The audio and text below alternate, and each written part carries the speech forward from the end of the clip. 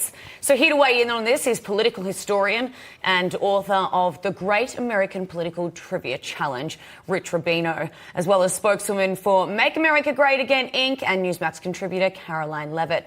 Thank you both so much for joining us. Caroline, should the Biden team, should they be worried right now?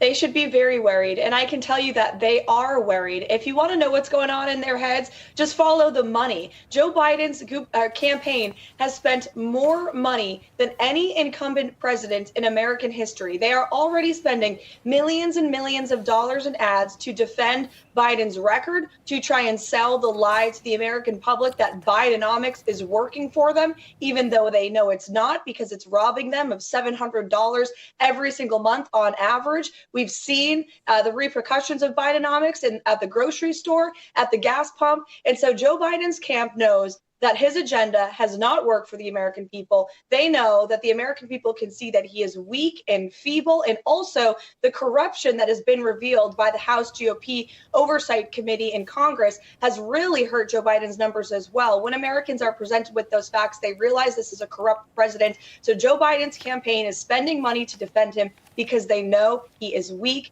and he is going to lose to Donald Trump next November.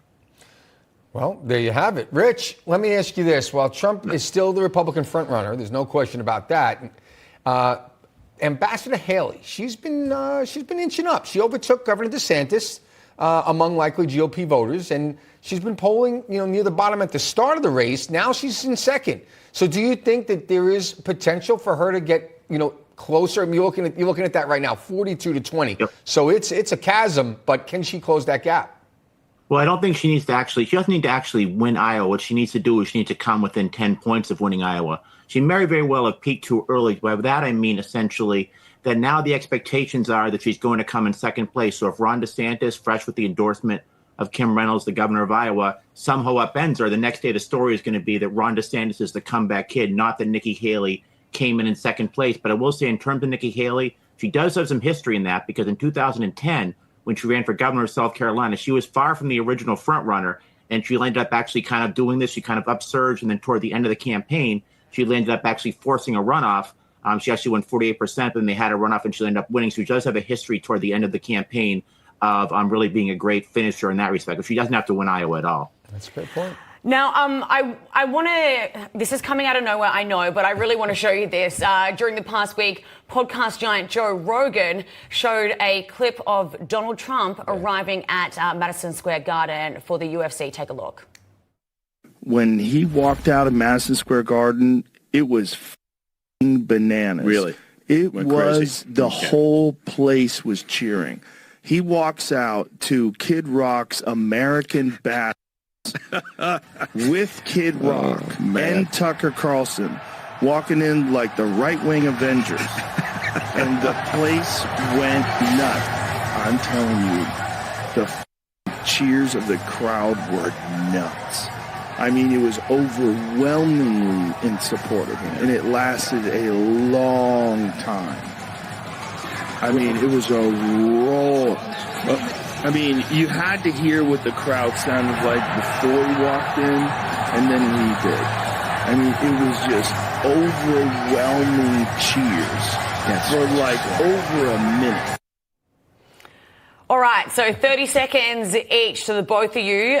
Do these right-wing Avengers represent the modern-day Republican Party? Caroline, I'll start with you.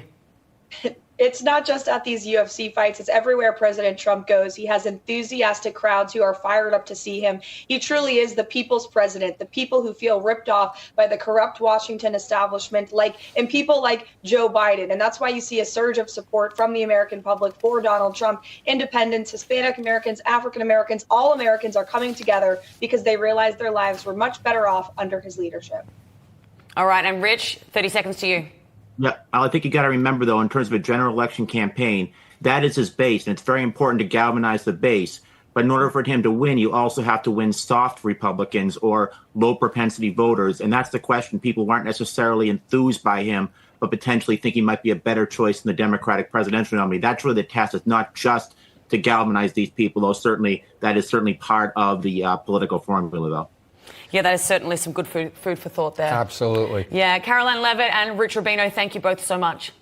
Thank you.